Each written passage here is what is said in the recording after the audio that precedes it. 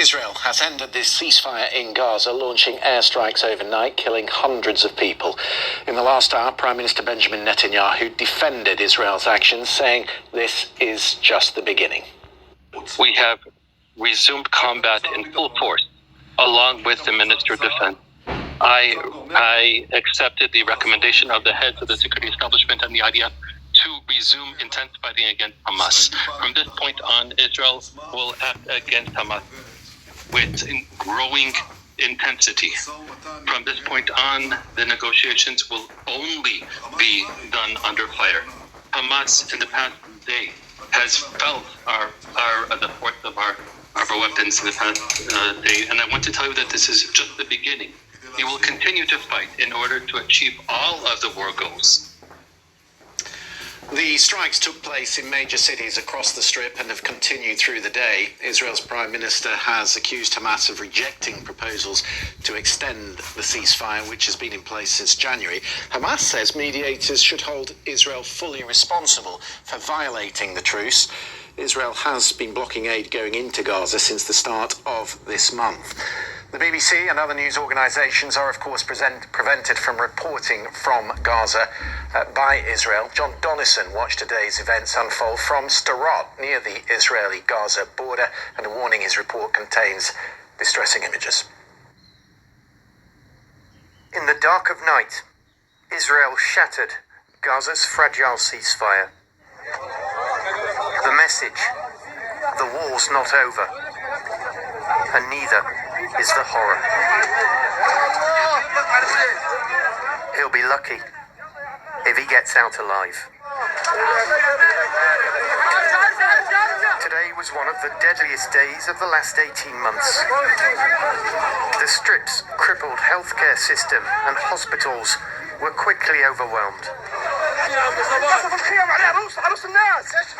They're bombing people in tents, he screams. At least 174 children were killed, according to the Ministry of Health, which operates under Hamas. One little boy had two injuries to his heart, a cracked right liver, an injury to his small bowel, his stomach, and his colon, and an injury to his left lung. I'm sure he will die. And with the number killed today over 400 and climbing, many are already saying their last goodbyes. In Israel, in Hostage Square in Tel Aviv, the news terrified some of the families of those still being held by Hamas, among them twins Gali and Ziv Berman. Israeli government is not perfect, and clearly it's not doing enough because my brothers are not home. But if Hamas wanted, the hostages will be back. They are in their hands. They are right now in Gaza, not in Tel Aviv. We will show no mercy on our enemies. Let me be very clear. Israel will not stop until all of our hostages are back home. With Gaza already in ruins, it's the most vulnerable who are suffering the most. But after a year and a half of war, the Israeli government is sticking to its belief that Hamas only responds to force. It thinks military pressure will win it concessions if negotiations resume. But with hundreds more now dead, the optimists are few and far between. John Donnison, BBC News, on the Israel-Gaza border.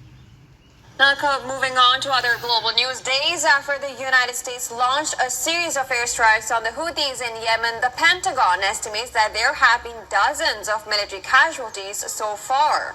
In a press briefing, Pentagon's chief spokesman Sean Parnell said that the U.S. will carry out unrelenting strikes to degrade Houthis' capabilities to attack ships in the Red Sea.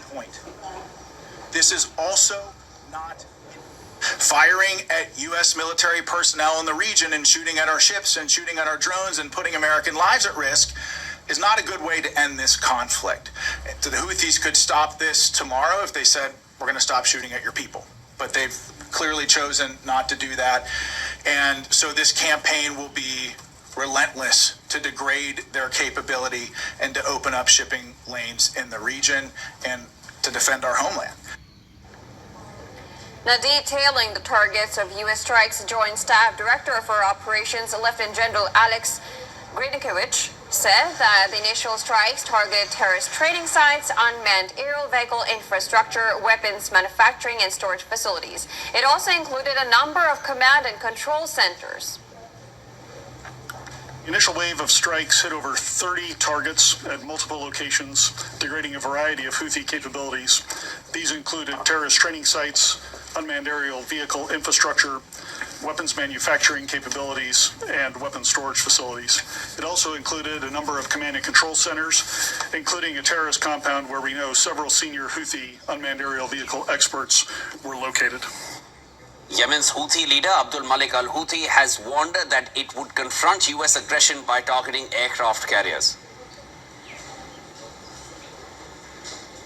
نقدم أيضا من جديد التحذير للأمريكي.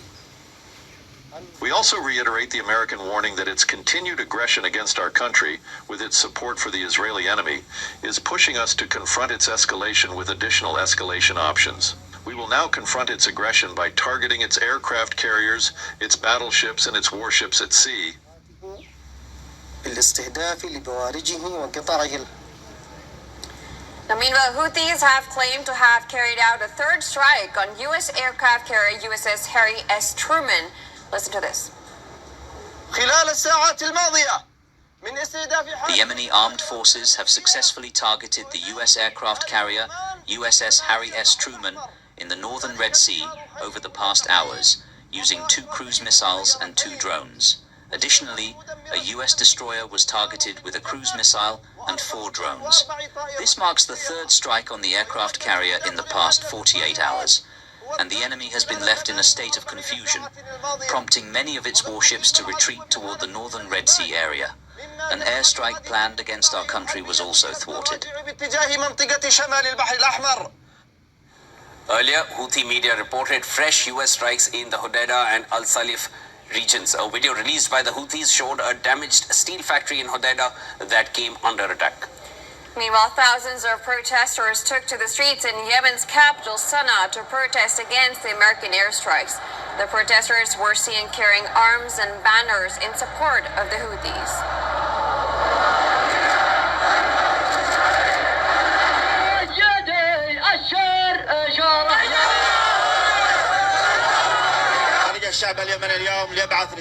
The Yemeni people took to the streets today to send a comprehensive message to the American army and Trump regarding American and Israeli arrogance, that Yemeni people are steadfast and the American strikes will not affect them. We support all the escalation steps taken by the leader, Abdul Malik Badr al-Din al-Houthi, that victory is for Yemen.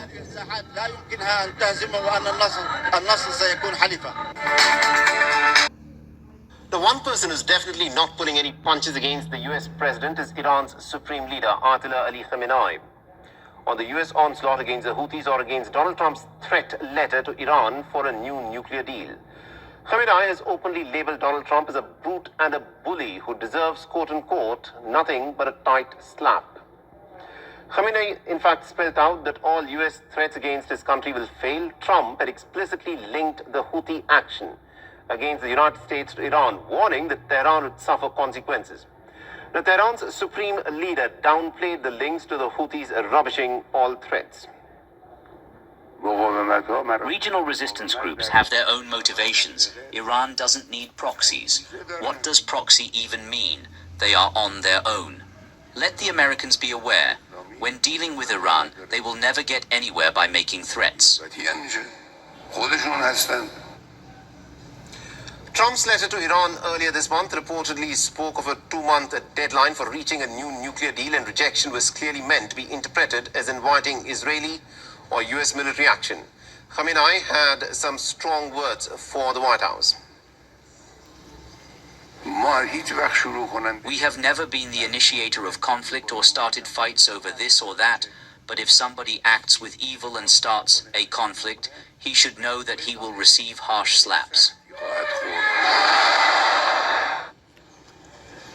The report suggests that Iran's program has advanced sharply and it is closer than ever to producing a nuclear weapon. Tehran itself has rejected the idea. The bigger question in the immediate context will be, is Khamenei's bravado against Trump just that, or does he have the military muscle to show it?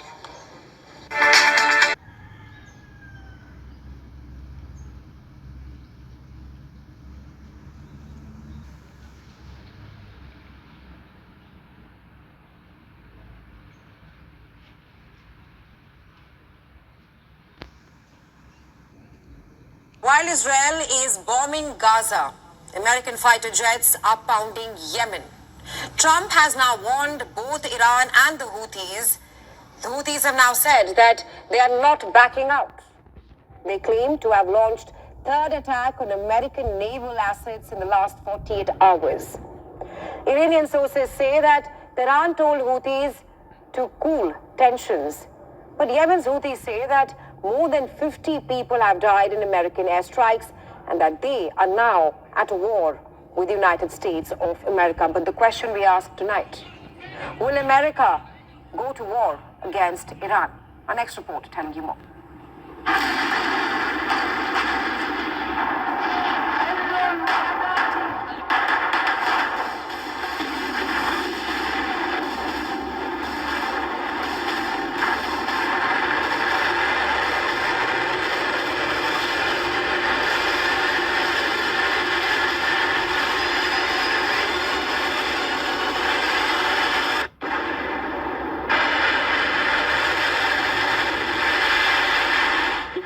Accelerating. U.S. fighter jets are pounding Houthi strongholds for a third straight day. Fighter jets from the USS Harry S. Truman, a Nimitz-class aircraft carrier stationed in the Red Sea, are carrying out precision strikes against multiple locations.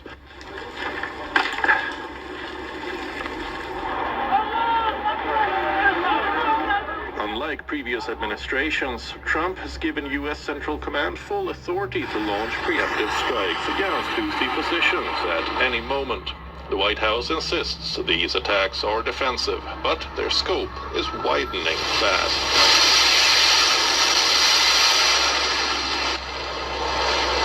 This is also not an endless offensive.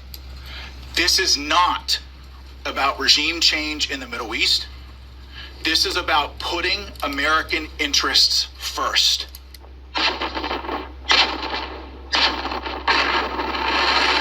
Houthis claim to have carried out a third strike on U.S. aircraft carrier USS Harry S. Truman.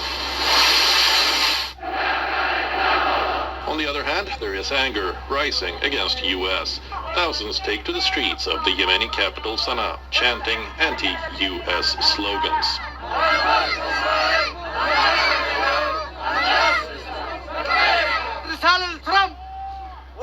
A message to Trump and the U.S. Zionist aggression against Yemen. We tell them, know who you're challenging. Don't challenge us. Don't strike Yemen. Yemen is a graveyard for invaders. We have these rockets that can reach Israel and the White House. Neither the Israelis, Americans, nor the British threats will deter us or stop us. We will keep moving forward and will strike the U.S. deep in the sea.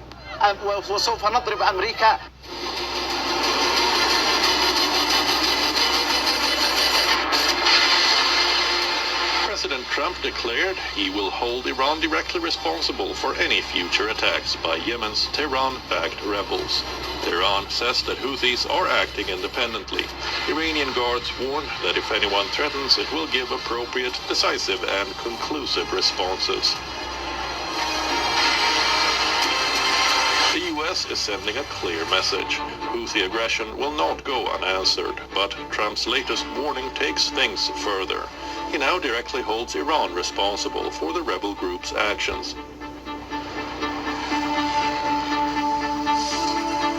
The threat raises a crucial question. If the strikes fail to deter the Houthis, will Trump risk a direct war with Iran? Bureau Report, WION, World is One.